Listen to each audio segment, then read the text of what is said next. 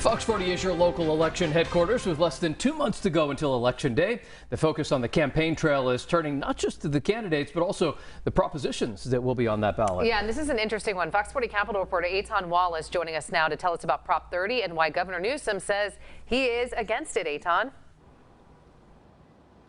Indeed, Nikki and Eric, it is interesting because backers of Prop 30 say it will help the state go green and to fight fires, but Newsom says it's not what it appears.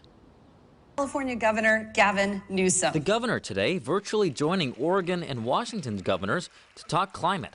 This above and beyond anything we've ever done.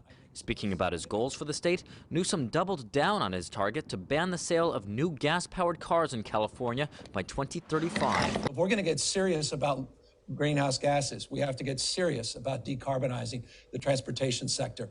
His remarks today coming less than 24 hours after this political ad hit the airwaves.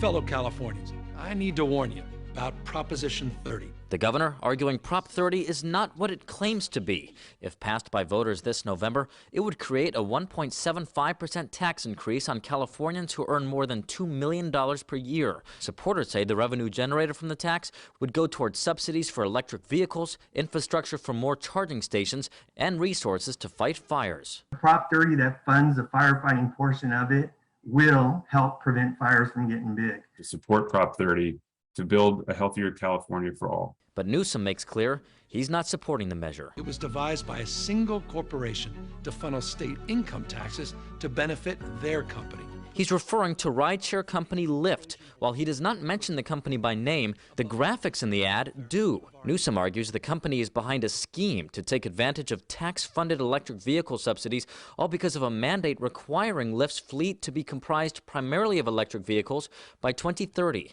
Lyft so far has spent $25 million to fight Prop 30. In a statement, a Lyft spokesperson said not a single dollar of the prop is earmarked for the rideshare industry.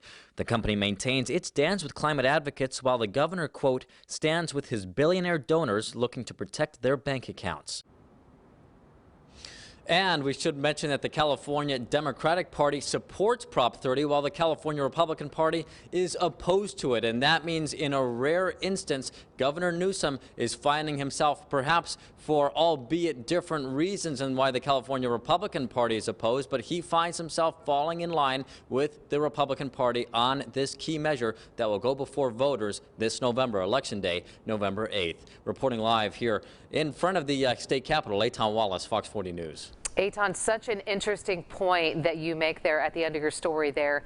Governor Newsom on the same side as the California Republican Party. We probably would have never expected to see something like that, but maybe this is part of sort of a larger discussion if Governor Newsom does end up on the national stage at some point, that he was able to work across the aisle and side with Republicans on some things. We'll have to wait and see.